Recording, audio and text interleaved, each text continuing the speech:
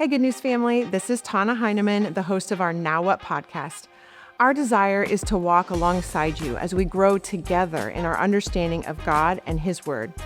Each week, we get to unpack the message with our pastors as well as everyday people in our church family and help answer the question, now what do I do with what I just heard? We love that you're here with us, and we hope you're challenged and encouraged as together we unpack Sunday's message. Hey, Good News family. How are you guys today? I just want to let you know that this is the first time we've ever done it like this. I have the other half of my singular brain cell. We've said that several times. Yeah. We share one brain cell. And if we're lucky, it works half of the time. I think we kill it. I agree. Our one brain cell. I agree. Yeah. I'm so excited. It's never been just us. I know. No boys today. Weird. No boys. But don't turn it off because there are no guys here. We'll say something profound. So just totally. Wait. Yeah. You'll just stay tuned. Or like Pastor Greg says, he has something brilliant to say, and then he makes me wait several minutes before he can find it and say it. So actually, that might be us. True. Between our one brain cell. It's springtime. Yes. Do you know what that means? Yes. What does it mean? The most wonderful time of the year is right around the corner. I didn't even prep you for that. I know. See? One brain cell. Summer is the best time of the year. If you come to Huddle on Sunday, I've mentioned that several times. You're right.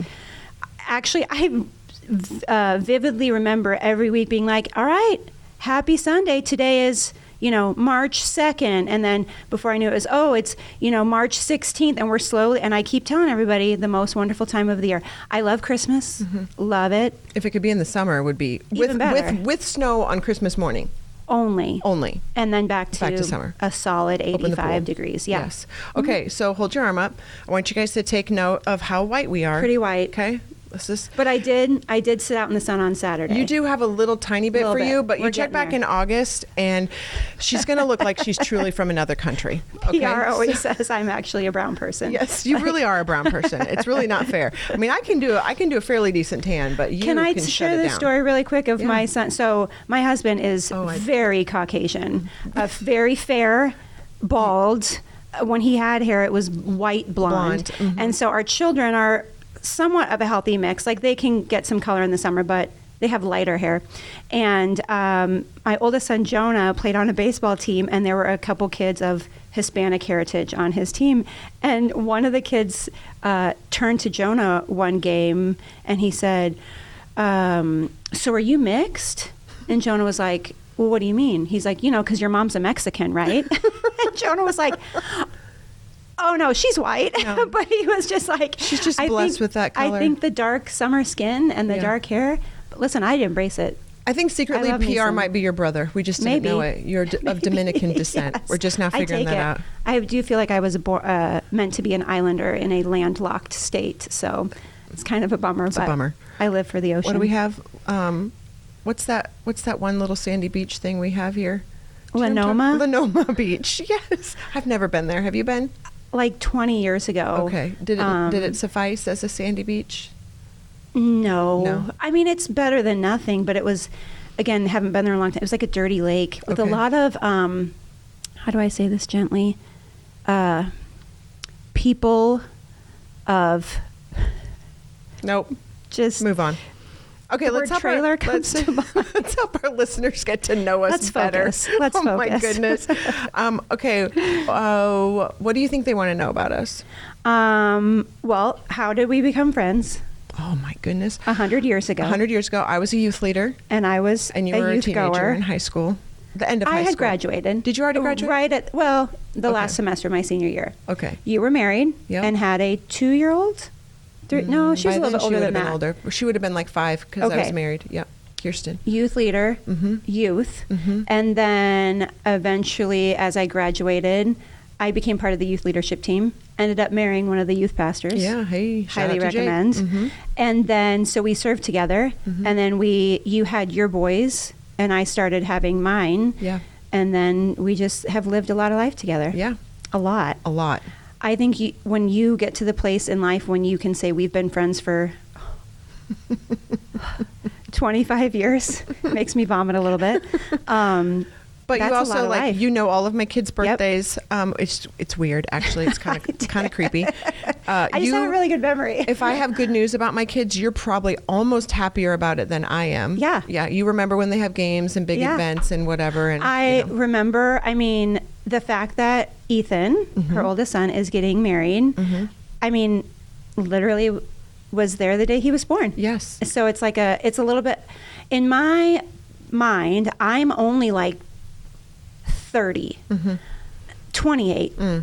But in reality, I'm much older than that. Yeah, because so Ethan's it's now hard. 22. Right. Yeah. So how are we the same age, Right. Ethan? I don't know. And your mom also helped save mine and Ethan's life the day he was born. Yep. So there's just so much life that we've lived together. I know. For our new listeners, tell us how who haven't shut it off already. Yeah. They're like, this is what we're this gonna is have about? like 7 people listen this week. It'll probably be like Rachel Graves and Courtney Franks. That's Yes. it. Our Shout people out who to you love us guys. the most. Yeah. Yes. Tell us how you ended up working here at the church and what exactly you do here, because I don't know if everybody knows that. Okay. Well, I've been going to this church for 32 years. And I was hired here. Let's see. I think I'm in year 9 now. I think I've been here 9 years now. So that means, yeah. Anyways, and I was first hired by PR to oversee the life groups, which we then called small groups, right? Which before that we called cell groups, and before that we called home fellowship groups. So if you ever get confused, there you go. Same thing? It's New all name. the same thing. Yep. We'll probably call it something different in 2 years. Yeah. And then it just kind of slowly morphed into other things, and just recognizing kind of the way culture and life are moving and how life groups work, and how people are best being ministered to. So I just kind of help oversee the adult discipleship. So trying to help us, I don't know, learn the Bible and learn how to follow Jesus. And I kind of just think back to my journey and go, what were the questions I was asking? What were the things I grew from and benefited from? And would that work in today's world? And that's kind of what I do. So I want to applaud you and man. affirm you because I've been able to see you go from, I mean, I didn't know you before you were married to Nate, but I've heard that story several times. Yep. And so single mom trying to figure out this walking out your faith and what that looked like, and you chose your choice every day, and you kept showing up, and you didn't give up. And I've seen your marriage thrive, go from a place of, you know, we all have our rough seasons, rough decade, you know, and I mean, there's still, maybe now,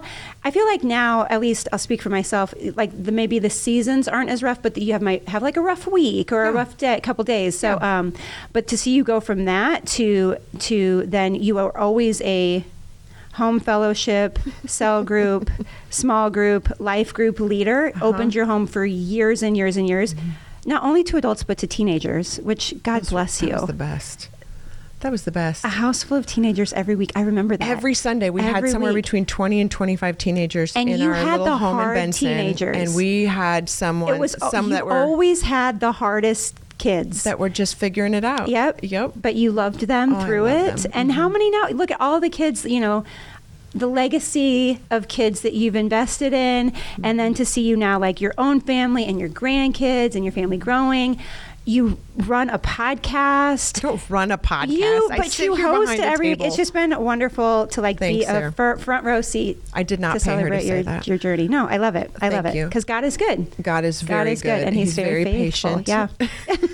Oh my gosh, we're gonna finish each other's sandwiches. I did tell Tana at the beginning of this. I was like, this could be like a 2-hour-long podcast, so we need to stay on. We have to stay on track. Yeah. Okay. Because it's not like we're just hanging out. Right. So, okay, tell me, what's your favorite holiday? Okay, this is a tough one because I love hard. I love the things that I love, if that makes sense. Yep.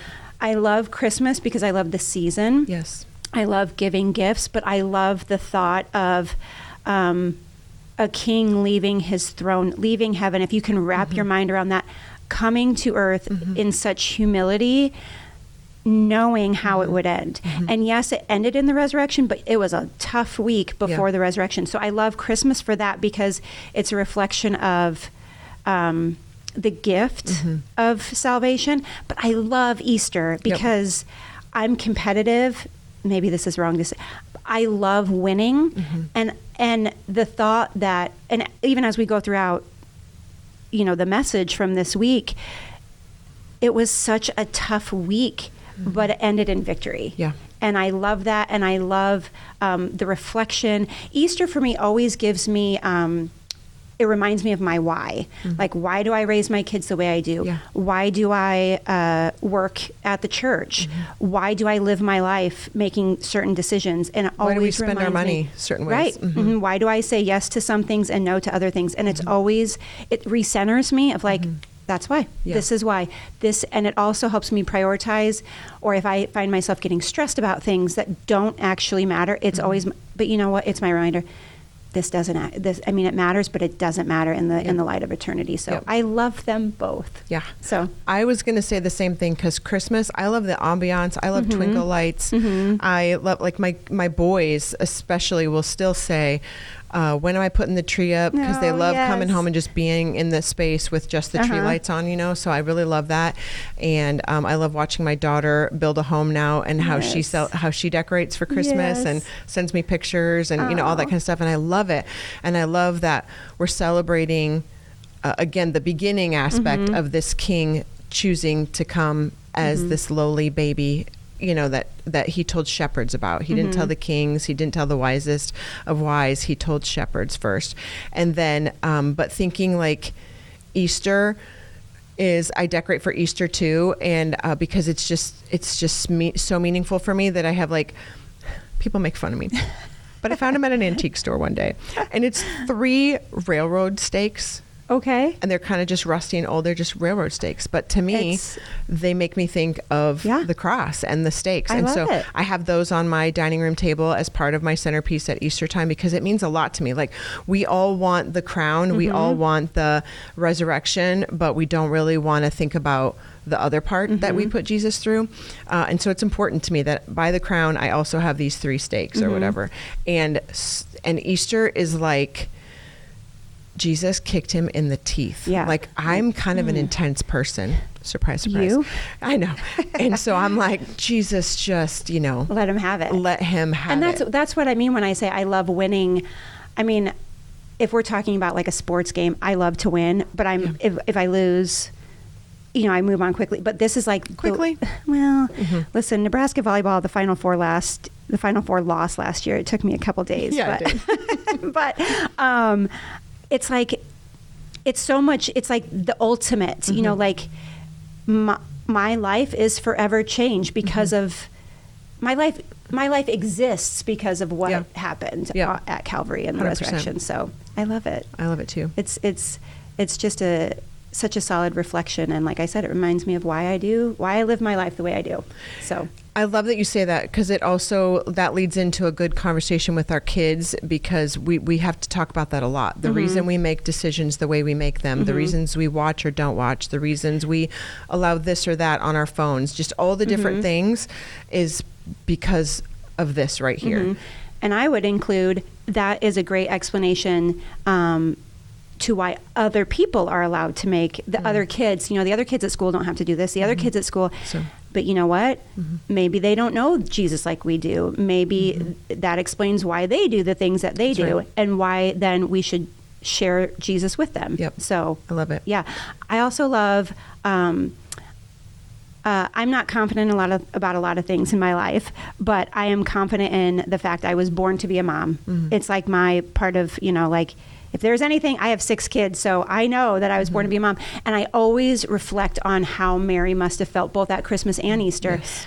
The Bible refers to her storing up things in her heart. Yes. And there are times where I think, you know, when Jesus was an infant, or, you know, right when they start that age where they start laughing and giggling and kind of talking a little bit, like, what did she think about then when he started walking, you know, as a teenager, and she would notice these things, like when they found him in the temple, you know, maybe she didn't know, just like we're going to talk about, she had an expectation, and her expectation and reality turned out to be different things. But what did she think? What did she feel? Again, even as we go through the crucifixion and then the days after, you know, how was her heart? Was she completely devastated? Was she holding on to hope that something would happen? Not having any idea what it would be, but how is this going to turn out? It's just, I know some faith practices will pray to Mary. That's not something I practice, but I do hold her in a place of honor and respect because I think humanity is, it's safe to assume that she had a mother's heart. And so how did she receive all of this, and how did her feelings and emotions intertwine with all of what happened? So 100% agree. I just love it. I do too. I love Holy Week. I love Holy Week, or as we called it, Passion Week. Right. This week we'll talk about it. But okay, before we get super serious, we have to clear something up, because I don't like when the Bible has like confusing things in it. And I mean, I understand like some things the Bible talks about, they're mysteries. We're not going to always understand everything. We have a very limited brain usage capacity. Natural mind with supernatural principles is how I've described it. Wow, that's very profound. Thank you. See, you can learn things from us. From one brain cell. So, and then there's some things that we don't understand because of like, we don't know how culture would have read it. Right. Or, I mean, the culture of the people who would have read it originally, whatever. Maybe we translate things wrong. But this one, all it took was just a little bit of a deeper read in my opinion. And so I wanted to clear it up. It's super ridiculous. No, but it matters to me. It matters. Right. Okay. So Pastor Jason used on Sunday, Matthew 21 as like his main verses. So he started in verse 2, and it says, "Go into the village in front of you, and immediately you'll find a donkey tied and a colt with her. Untie them and bring them to me."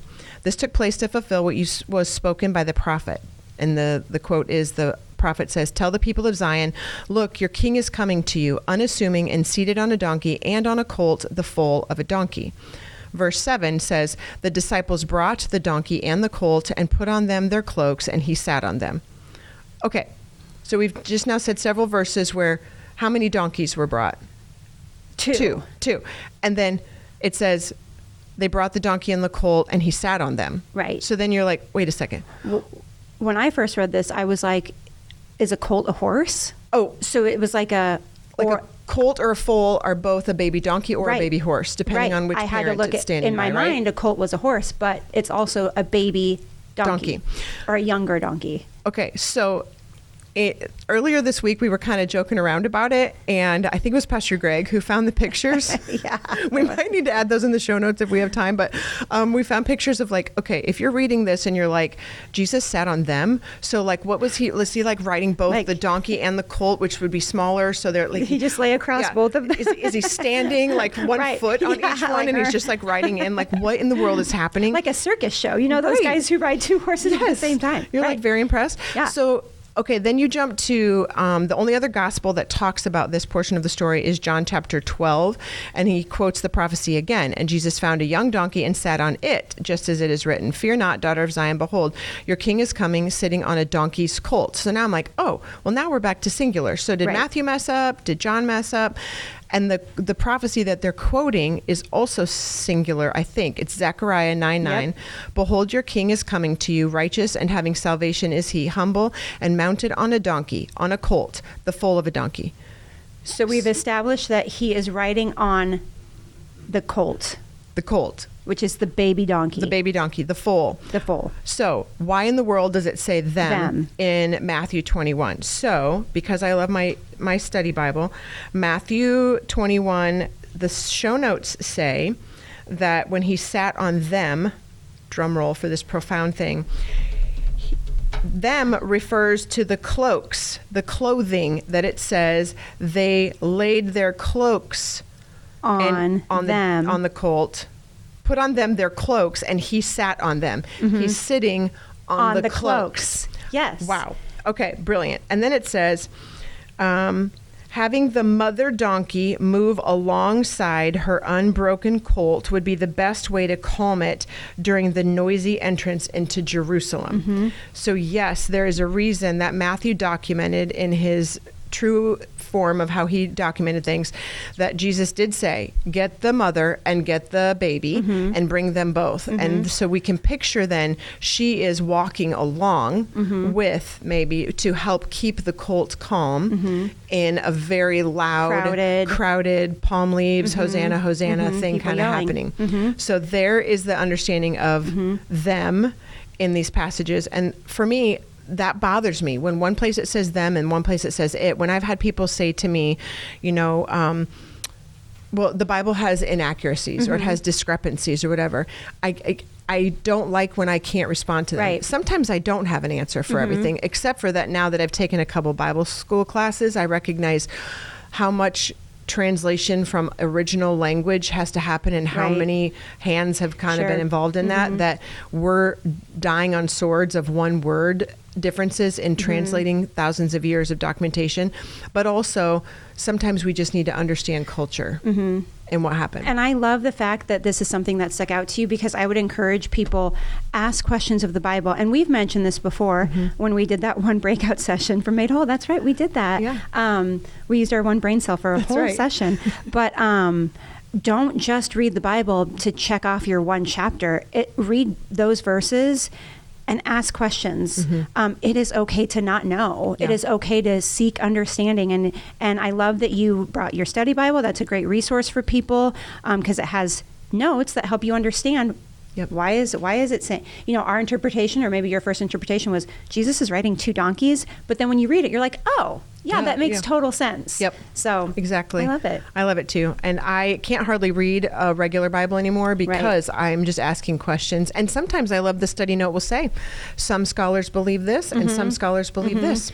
And I think when you land on, like you mentioned earlier, there are just some mysteries that we don't know because it's been thousands of years of translation, culture. We can try to understand Jewish culture, but we didn't live it. Right. So you just do your best, do your due diligence, do your studying, and it's not a major, you know what I mean? Like it's not keep the majors the majors and the minors the minors. So for sure. And some things just are confusing, or we don't have a whole lot of clarity about it. So if it's something that directly affects like my obedience or a decision on whether something is obedience or sin, then I need to talk to the Lord about it and figure out. I think that's where, in the New Testament, when Paul kind of references that some things might be sin for me and that not a sin for you, it doesn't mean that suddenly God's making, justification, well, Sarah gets to do this.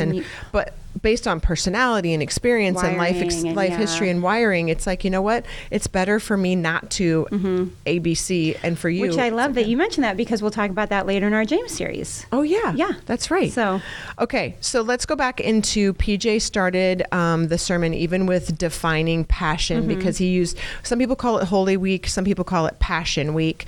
And being that sometimes I'm known as a somewhat passionate person, I really liked the use of that word. And he defined passion as love with suffering. Love with suffering, which made me then go, I'm not just taking his word for it. I'm going to go look it up, because that is what I, have learned to do. Yes. And so even the definition of passion, it says a very strong feeling or mental urge towards something that makes someone feel very enthusiastic and very motivated. Usually, passion refers to an interest or passion that is so deep that you are willing to invest time, energy, and effort to pursue or develop it, despite facing challenges or difficulties. That is feeling with suffering. That is love pursuit with suffering, that no matter the challenges or the difficulties, I'm going to invest in this. And that is what Passion Week signifies. It's interesting. I grew up going to Catholic schools, both elementary and high school. So I attended Mass all the time. And Catholics refer to this as Passion Week. And I'd never heard it described this way. So when he said that yesterday, it was one of those, wow, love with suffering. And I think that if anything describes passion, it is the Holy Week, because he loved so much, knowing, talk about suffering. Right. And not just the physical suffering that maybe we'll talk about later, but the emotional toll of going from magnify to crucify, and being, I don't like when I get blamed for things I didn't do. I don't even like it when somebody misunderstands something that I have said. So I'm like, no. Like I'm a fierce defender of those that I love. And so my first thought is to be like, I didn't do this. This is not right, and he loved through it. He, it's just, again, just like we were saying before, it's just such a reflection of it's hard to wrap your head around. It really, really is. It really is. He talked about how the anticipation was super high in Jerusalem when Jesus and his guys arrived. And the interesting thing is, Jesus has already been telling them, in our Bibles, it's for several chapters. He's been starting to tell them already, like He'll make references to it. And then he gets more and more direct of like, I'm going to be crucified. They're going to crucify me or something like that. And they're just still not getting it. And you can picture them walking in on Palm Sunday and everybody's shouting Hosanna. They're probably thinking like, see, we told you. This is it. This is Jesus, what we've been waiting Jesus, for. You're not going to die. Right. We're about to win. And I think it's, if they've been walking with him throughout the prior 3 years and seeing the miraculous things that he's done, seeing him walk on water, seeing him feed 5,000 people, seeing him raise Lazarus from the dead. Like, they're not going to kill. They're not going to kill you. And if they try to, you could get out of it. You know what I mean? So I often, I actually think I might have done the podcast last year at this time, because I remember talking to Pastor Jason about, I try to, what's the word? Imagine or look from the perspective of different people. So Mary, the disciples, Peter. I identify a lot with Peter because my 2 words, plug for purpose, my 2-word statement for purpose is passionate action. So I identify a lot with Peter because I'm like, yes, let's go, let's do something about this. Let's, fix this or whatever. And so from the disciples' perspective, Jesus, like you mentioned, kind of told them this was coming, but the expectation versus reality was there's such a tension and gap between what they thought was going to happen and what actually happened. Yes. So especially up to the point of Good Friday. Now, I think that there's, and maybe that's the podcast for the next week, but this past week, what we focused on is just the expectation and what they thought was going to be is not what happened, and how often life looks like that. You mentioned that. Yeah, I was going to say he transitioned into us of like, even like we come to Jesus and we think that now everything's going to be great and everything's going to go our way. And if we pray something that he's going to answer this prayer or maybe he won't answer it, which then takes us to... Why should I even ask? Well, it takes us to Garth Brooks, actually. Because then it's an unanswered prayer. Sometimes I thank God for unanswered prayers. Classic. If you guys don't know, I was literally first generation believer. Well, just because he doesn't answer I can't. Doesn't mean he don't care. Chris, I am available on Sunday if you need me. Josh, if you can hear us. me. Okay. So my parents became believers. So I got to witness them walking it out. I don't know why. I'd have to ask them, but they justified listening to country music. It was like better than the Fleetwood Mac that they had been listening to. So I grew up listening to Garth Brooks. I don't know if I should be proud or embarrassed. I'm sorry. You should be proud. I'm sorry. My Jesus apologies. loves Garth Brooks too. I know he does. I think I know every lyric to every one of his songs. Hands down. Yes. Is that shameful? I'm shameless. If you know, you know. If you know, you know. That was the first song that I heard by Garth with my very country Houston, Texas roommate my freshman year of college, because I was like, absolutely not. Will I listen to country music? Should we admit this? We went to his concert. Yes, we did. In 2021, 2022? The one at Lincoln? Yeah. Yeah. And it was one of the best nights. I'm pretty sure the people around me were so irritated because... I'm sorry, but I'm going to sing every single lyric. The lady behind me got mad because I stood up on my, it was at Memorial Stadium. So fun fact, I've never actually been to a Husker football game there, but I have been to a Garth Brooks concert. Okay. And I was standing on it and she got mad at me. And I was like, listen, lady, I was like, I paid $100 for this seat. I will fall asleep on it if I want to. You're not allowed to stand on the bleachers because she paid $100 too, and now she can't see. You're rather tall. She could have stood on her bleacher. Then it starts a whole domino effect. Okay, I digress. Sometimes God doesn't answer our prayers. Oh, that's right. The point that's of what we were talking conversation. About. That's what we were talking about. And we expect our prayers to be answered, and so then having that kind of like the disciples' moment of the way they thought something was going to turn out, the way we think things are going to turn out now following Jesus, and it doesn't always go that way. Can you think of ideas in your mind? Oh, yeah. There's plenty of things like the tension of we have not because we ask not. So, and I think we've talked about this before. So I ask God for things, and sometimes they don't work out the way I want it, my expectation. Yep. How I think they should. Sometimes they do. I think about my son Eli, who many of you guys probably know the story. Really, really rough time in my life. Jake and I, our marriage, living with my parents, ended up pregnant with our fourth baby, and bad diagnosis. I was encouraged to terminate, told that he was a cancerous tumor and not a baby, and that I would have cancer, and a lot of details there. But I remember texting you and my Aunt Dee Dee, shout out. I don't know if she listens. I'll have to tell her. But and just asking for prayer because it was a really difficult, I had to think about my husband, my other 3 children, my life, a lot of things. And God healed him and God healed me. But there are some people that's not how it turns out. Now, there are other times in my life where I've prayed for healing. And he didn't. Or hasn't. Or not the way I thought he should. Yep. And there is a deep sense of grief with that. Yep. And there are even somebody I'm thinking about that you and I both prayed for her. And with every fiber of my being, every ounce of faith, everything I had, I prayed for healing. And that's not how it turned out. And there are other things, Jake, my husband, he's very unhappy with his job. And it's been that way for the last 2 or 3 years. And that's a difficult thing when you feel trapped in a position, and he spends 40 to 50 hours a week working. And so that's a large chunk of his time. And to be miserable, those 40, it's a hard thing.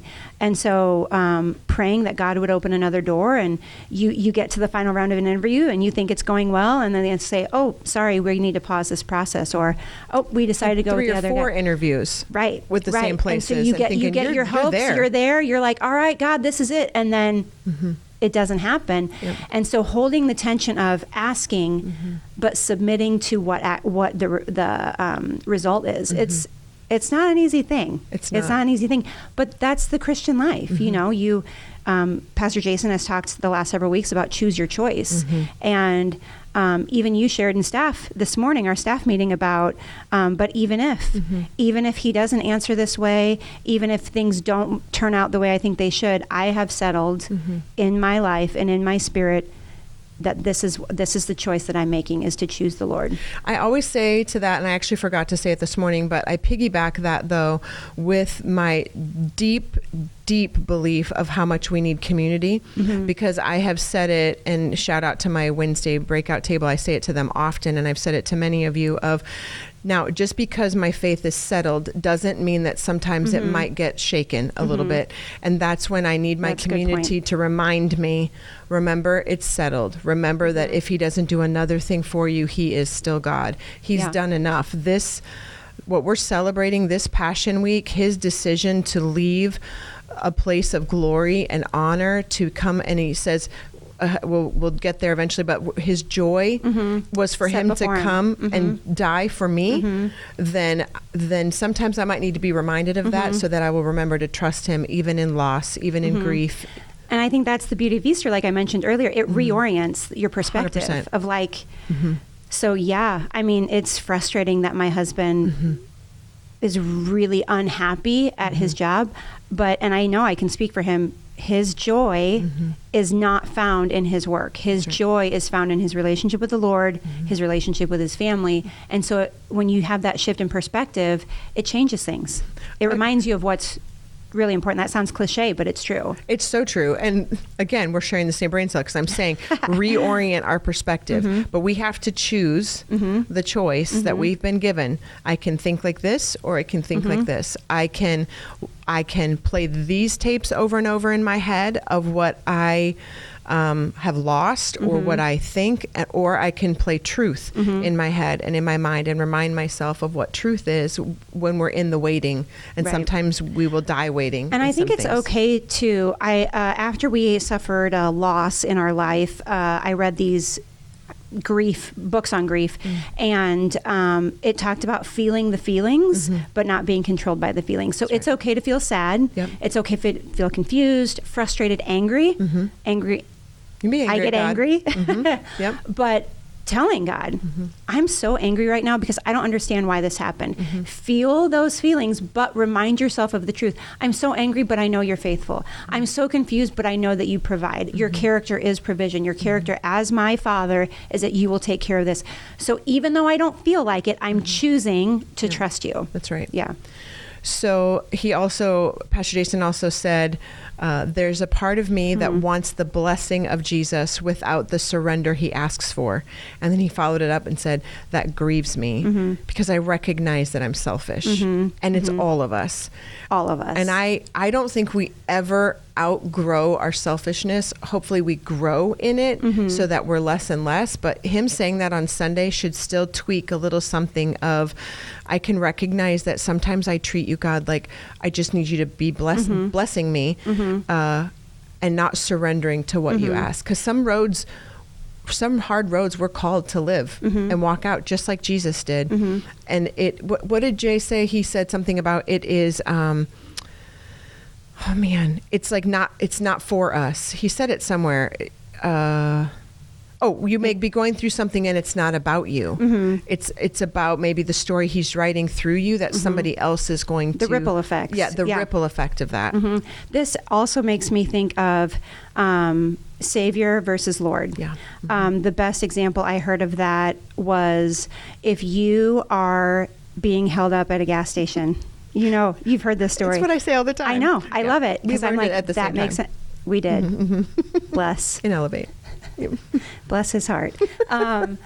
It was, if you're being held up at a gas station and somebody's got a gun and they're like, give me your money, you want a cop to show up at that point. Yep. You want somebody to come save you. But if you're speeding on the interstate and you're going 65 in a 45 construction zone and a cop comes behind you with his lights on, you don't want to submit to that authority. You're like, oh, I really didn't want a cop to show up right now. Right. We want the blessings, but we don't want the surrender. We want the Savior. We don't want the That's Lord. right. And I want the Savior. I don't always want the Lord. That's right. Especially if I'm speeding. Especially. Sorry, I don't speed. But, listen, for all of those who live out Southwest, you know the construction happening on I-80 between Q Street and 144th. I've decided to, you know what? I've chosen to take a different way home. Hey, that's really good. We can all you found grow. a solution. Yes. Otherwise, I'd lose my salvation every time. PJ talked about, he transitioned into a couple of my favorite verses. And actually, I don't know why I don't have these memorized. Actually, anymore, all the verses I had memorized, I can't find them in my brain. Aging. I'll see if I can add. Okay. Thank you. I'll Share them with memorize me. it, yeah. But he transitioned into, he said, don't get so used to this story of Passion Week that we forget that God humbled himself. And then he said it again, God, like the creator, Right. the king of everything. The one. The one, The only, the goat, like, yep. the guy, The guy. the man. He humbled himself. And he referenced that even when he talked about Jesus rode in on a donkey, which was a symbol of peace. Versus a horse, which would have been a symbol of military conquest and strength. He was clothed in humility, even in details that we overlook. Yeah. You know, it's hard to wrap your head. It's hard for me to wrap my head around the God of all creation, the one who is and was and is to come, and the Alpha and Omega, the beginning and the end, the one who is for all that. It's like, wow. You really did that because you thought I was worth it? Exactly. Sometimes I feel like I'm not, though.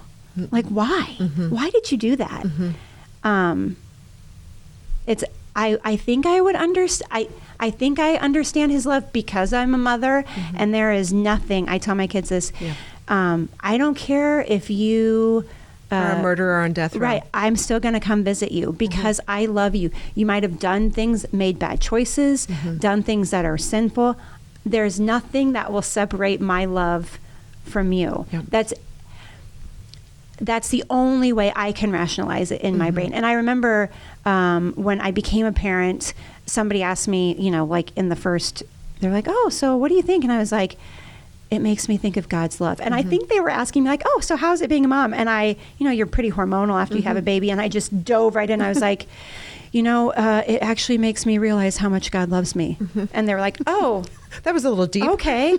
Well, I was just going to bring you dinner, Right. Okay, great. I'll take that too. Right. But yeah, to think about the humility that he came from this throne of glory to ride on the back of a colt. To then go die on a cross after he's had the crap beat out of him all night long and things said about him and spit on and just totally misunderstood. Like you said earlier, like, I do not like being misunderstood. Right. I will lose my mind sometimes trying to prove to you that that's not what I meant or wasn't my intention.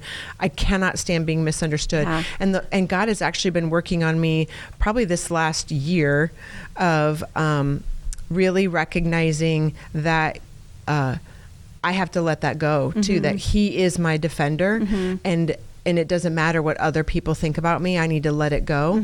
And sure, if there's some misunderstanding that I can straighten up, but sometimes it's like, it will grieve me so much that I just want to fix it. And he says, no, I need you to just be quiet. And I have had glimpses of, the movie, The Passion of the Christ or whatever, where Jesus chooses to stay quiet and didn't speak. And I'm like, okay, yep.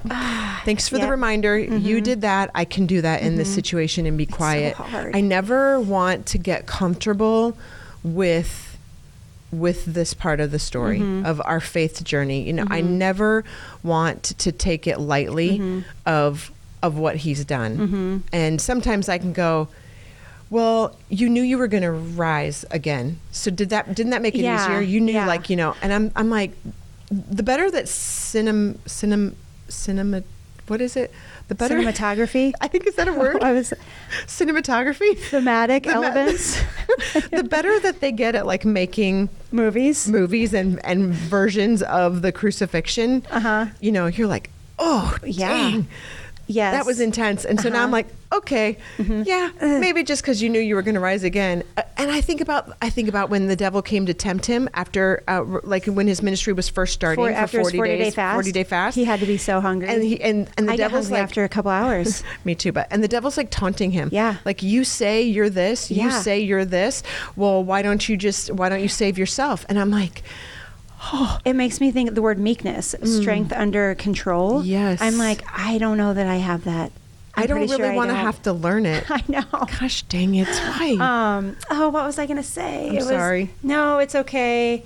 It was brilliant, like Pastor Greg says. I'm sure it was brilliant. I'm sure Pastor Greg would have been like, I got to write that down.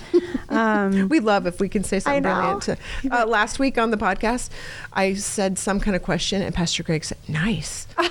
and in my head, I was like, yeah. The scholar was impressed by my question. Yeah. Anyways. Oh, I know what I was going to say. Okay. So, sorry, I got really excited. That was loud. When I'm anxious about something, like if I have to speak in public or I don't know, something that I'm anxious about, I always just think, okay, and I just have to get through it. And then as the time comes closer for me to do that thing, I'm like, okay, in 12 hours, I'm going to be fine. In 6 hours, I'm going to be fine. So like, what did Jesus rationalize in his head? He's like, okay, like when he's in the garden the night before and he's praying and his buddies fell asleep. They're sleeping. Which again, I probably would have done that. I would have too. So sorry. They just had a great meal. I was just going to say, I was literally just going to say, they ate, they go to this cozy little garden. It's probably a nice night. I know. It's just lovely. A foot massage. I would have been like, God, please have it. Yeah.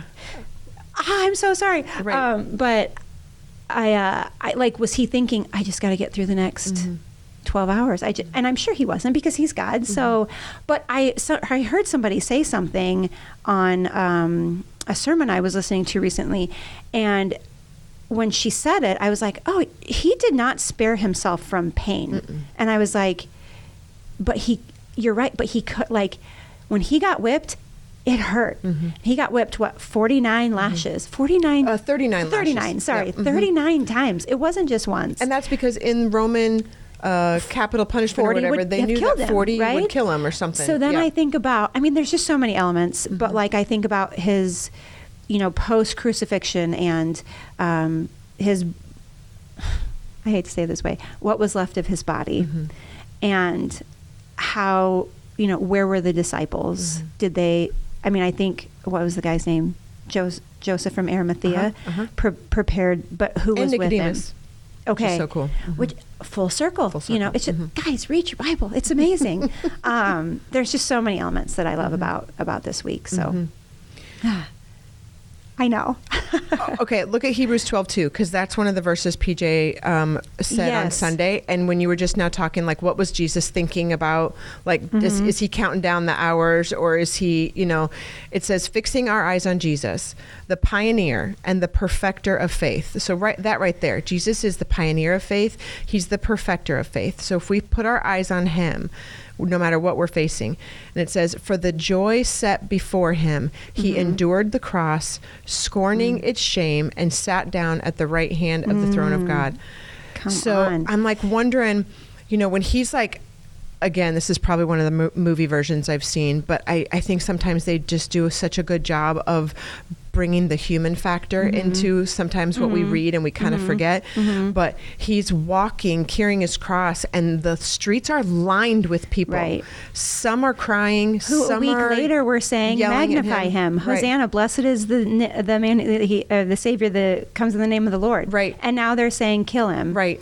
I mean, so he's looking at those people, and then, you know, like, he's like, he would know their name. He knows every hair on their head. He would know their name. So he's like, there's Sarah. Does he make eye contact because with of them? her, I'm going to take another step. Yes. There's, For the joy you know, set Thomas, before him. because of him, I'm going to take another step, because the joy is knowing that they are going to have the choice to choose what I'm doing for them right now. And if they choose, yes, I surrender and I'm grateful and I will follow you, then I get to have them with me in heaven someday.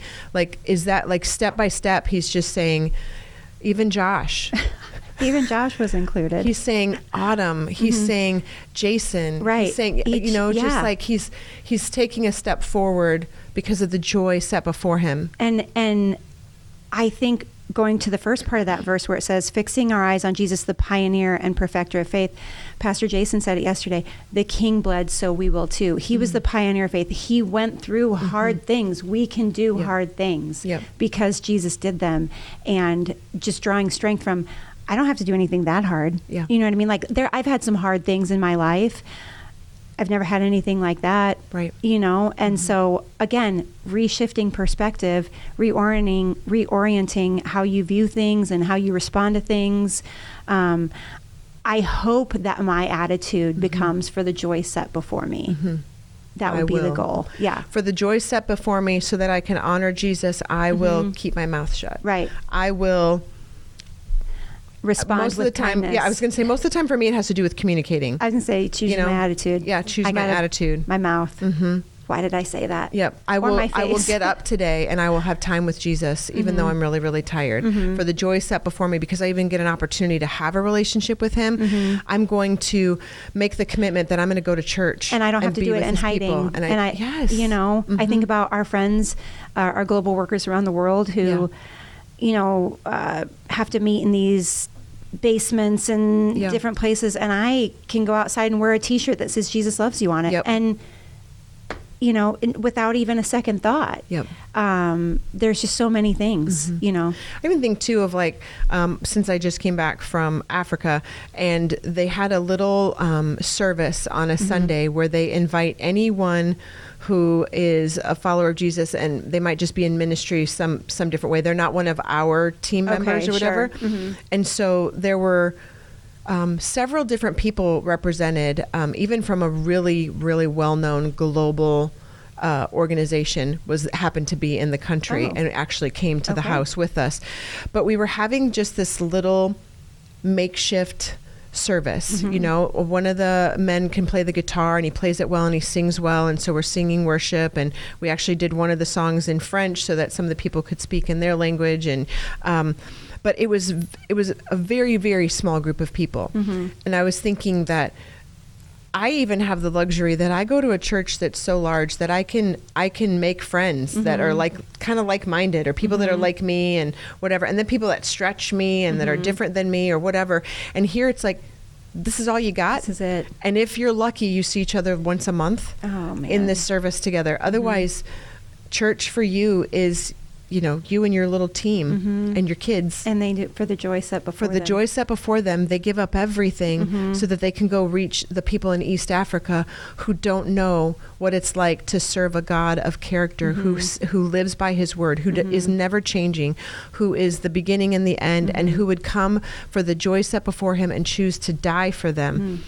And these people give up everything just to go tell people who, again, are just like us. They're humans. They don't necessarily want to hear you talk about your God and who Jesus is, but they just keep making the decision over and over. I know. It's so much. It is. It's a lot to think about in a good way. It is a good thing. PJ said, that line we said before, you going through it may not be about you. And he gave some examples, which I really liked, and I wondered if maybe some come to your mind. He says, when you got married, you made a covenant to endure, to love and to honor. And there are times... Well, I was going to say, I think so many times, I just saw this thing on social media, and it was this lady who was like, I don't know if I'd say encouraging divorce, but like sometimes it's better to be happily divorced rather than unhappily married. And I thought... But it's not about you. It's not. And so many times I think divorce ends up because, well, I'm not happy. They're not this to me. They're not doing that. And it's like, okay, what are you doing for, like, is it, so I think that he's right about, and we've talked even before about the ripple effects of like humanity. My human nature makes me always selfishness think about like, well, this isn't the way I thought it would be, or they're not treating me this way, or fill in the blank for yourself. But maybe God is doing something in you so that somebody else can be strengthened, or somebody else can be encouraged, or somebody else can be led to relationship with him. And a lot of times we don't think about that, or we don't see it till after it's happened. Yeah. So. Yeah. Let's see, what are some other ones? I stand in the gap of where there is nothing, no hope, so that the life of God can happen. Sometimes that's standing in relationship with somebody who has come from such horrible life experience, and it's really hard. And it would be easier if you hadn't committed to walking alongside them to help them walk out of that journey and that past. But because of the joy set before you, because Jesus has done it for you, because other people have done it for you. Because I know it can, I think we're alike in this way also. I've told you before, like I don't know if it's a blessing or a curse, probably a blessing, but I can feel what other people feel. Yes. So when people are amped and hyped, I am like, yes, let's go. I'm there to celebrate. But when people are in deep grief, I can feel it. And it hurts. Bad. It's like a guttural punch in the tummy. I'm almost to the point of vomiting type of feeling. And it's hard. It's hard. But for the joy set before me, I pray that I would continue to choose that to walk people through, or even in my own life. You know what I mean? Like choosing the choice again. But even if my kids, do this, or even if this doesn't, even if I'm choosing this, have I settled that? I say a lot too, like, I have to remember, and I'm thankful for the Holy Spirit that has been really working in me to remind me of all the people who invested in me and never caught a glimpse of that it was worth it for them. And I have this quote in my kitchen that says, Jesus loves this hot mess. Yes, he does. Because I never want to forget that I was a really hot mess. I'm a lesser hot mess now, but I was a really hot mess. And people put up with that. Even Nate stuck around. He's married to me so that God could do something in me to show me that everything doesn't end broken, that people will love you for you regardless of your flaws and how long it takes you to recognize those flaws. I'm laughing because I think about even my own journey in this building. I was very vocal about the fact that I was like, I don't like anybody here. Remember? And it was the staff, to be honest. I was like, I don't like you, and I don't like you. I don't trust you. You're really okay. A lot of it. Yeah, probably is a better word. And I was mean. I mean, I had an attitude, and I was like, like I only came because my kids and my I had to bring my kids to church. Yep. And like you said, people just loving you through it. You're like, oh, okay. maybe they're not the worst. Maybe the problem is me.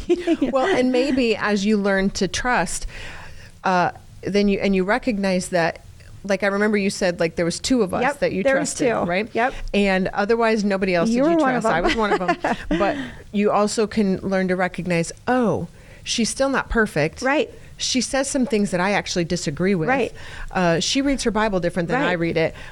But for some reason you could still trust me, and the other person that you talked about. And now fast forward, you're back here, you're working with us. I know. So there's people that come to church here that are like, I don't like you guys. I know. I don't trust any of you. The church has hurt me. I'm like, yes, it probably has. Let me tell you a story. If it hasn't, it will. Yeah.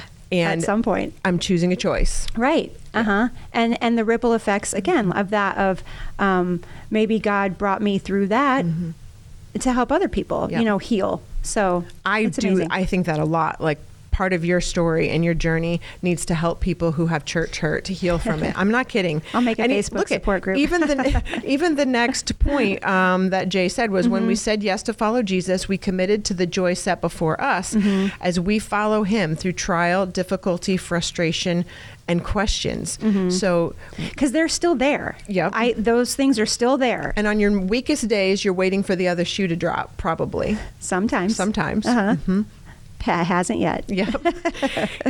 Jay said, Jesus shows us that the biggest obstacle in life stands not in front of us, but within us. I think there was a collective sigh in the room during first service when he said that. Because it is absolute truth. It was funny because in that meeting last week when we were talking about what slides we should have, I remember saying, people like them up because they'll take a picture of them. Yeah. And I saw several people get their phones out and take a picture. I'm going to say it again. Jesus shows us the biggest obstacle in life stands not in front of us, but within us. That's a powerful statement. And I loved how he followed it up, tying it even into James. What am I going to intentionally think, say, and do? Because it's a choice. You have to be intentional about what you're going to choose. And so I love some of the things that he said. I'm going to fix my eyes. I also love when he said in the what will I intentionally think? There is nowhere else to go. There is nothing to return to. He is it. Because I think that settles it. And you can feel all the feelings and have all the emotions, but at the end of the day, what are you going to do? Isn't it Peter who says it? He's like, where else would we go? Yeah. I love that he kind of made that, again, Peter gets a bad rap, but in his mind, he was like, well, what else is it? What else are we going to do? Yeah. You're it. You're it. You're it. You say all the time, you follow Jesus. How do you say it? There's nothing better. I always say it's just a better way to live. It's just a better way to live. Better way to live. Yep. Like if none of this is real, all this was, it's just a better way to live. And knowing that it is real, I'm like, again, perspective, it's just a better way to live. People might look at our finances and think, why do you give your 10% or your 15%, whatever it is that you've settled? And it's like, because this is a better way to live. Why do you wake your kids up on Sunday morning and drag it? Because it's a better way to live. I know that we're sowing seeds. I know that, they're kinder because of the people that they're being influenced by. It's just everything. It's just a better way to live. Yeah. And once you start living it and you get to know the Holy Spirit personally, you realize, it really is a better way to live. This is, and it's real. Because then it becomes because I have peace now instead of anxiety. I have provision now instead of worrying where my next meal is coming from or my next job is coming from. Because even if, and Jake and I have talked about this, when he, did I mention who he works for? I probably, no. Okay. The company that he works for has layoffs, random layoffs a few times a year. And he's made it through for 15 years. But whenever a layoff comes, we're always like, but you know what? If you get laid off, we know our provision is not from this company, but from God. So someone very, very close to me just got laid off from her job in corporate America. Yeah. And it's the same conversation of, okay, we get the choice to choose the choice, whatever. He is the same God that provided that job, so he'll provide another one. Yep. And like I said earlier, do I sometimes need community around me to remind me of the truth that I believe? Absolutely. And then I gotta buckle in. Everybody needs the friends that carry you to Jesus, like the guy on the mat. Yes. So that they took him through the roof. Everybody needs, friends to carry you through. So good. And he just kind of wrapped up with just some really just some good thoughts. He said, healed people, heal people. Loved people, love people. Saved people, share the gospel of Jesus with people. I say it all the time. It is unfair that I was born where I am, that I got introduced to Jesus in my life, and that I now get to follow him and raise my kids and influence my grandkids to follow Jesus. It is unfair that I have it and that somebody else doesn't. So I have to share the gospel of Jesus with people.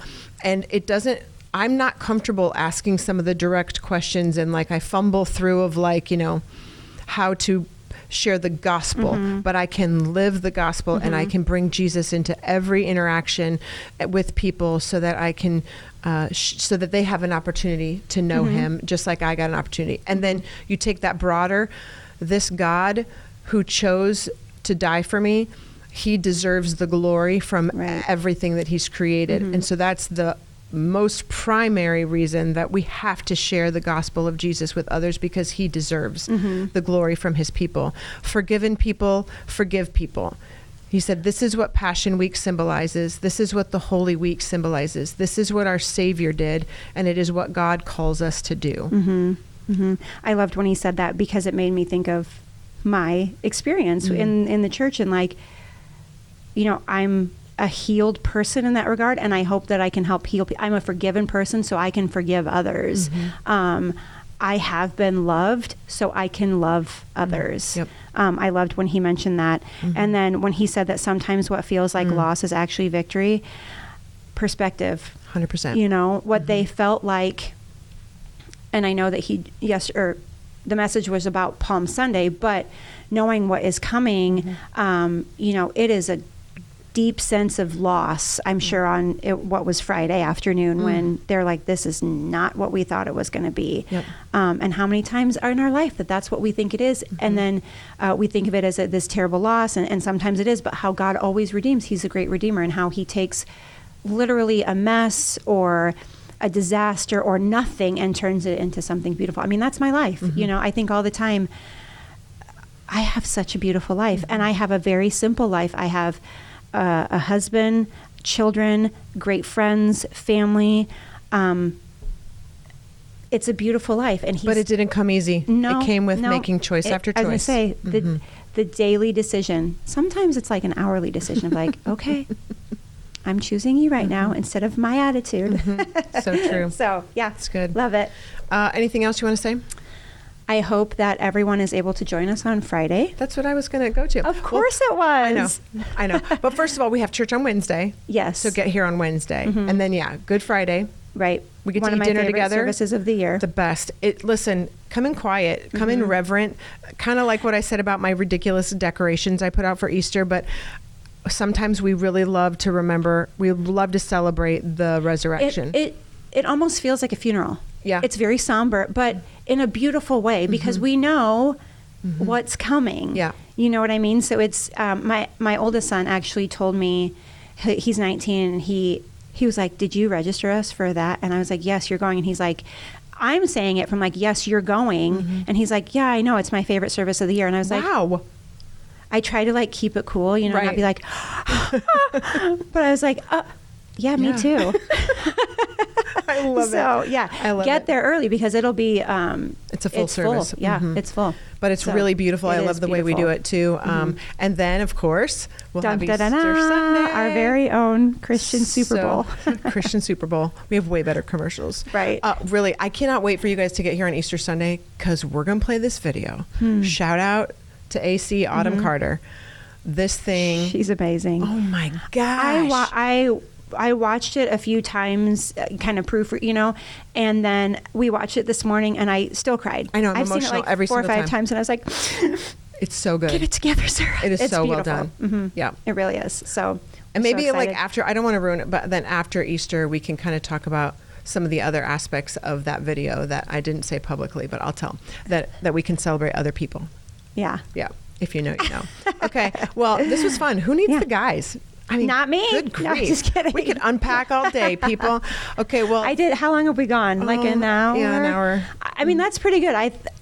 It could have been longer. Listen, we could go longer, but I can hear Josh stirring over there. Like he's like, dear God, people, stop talking. Yes. So we love you guys. Stop taking my words. I can't help it. I love them. Yeah, we love you guys. Thank you so much for being here. We will chat again next week. Thanks again for joining us today. It's a big deal to us that you intentionally bring us into your busy lives each week. Our prayer is that you not only listen to a message week after week, but that you actually learn what it means to live it out day by day, moment by moment.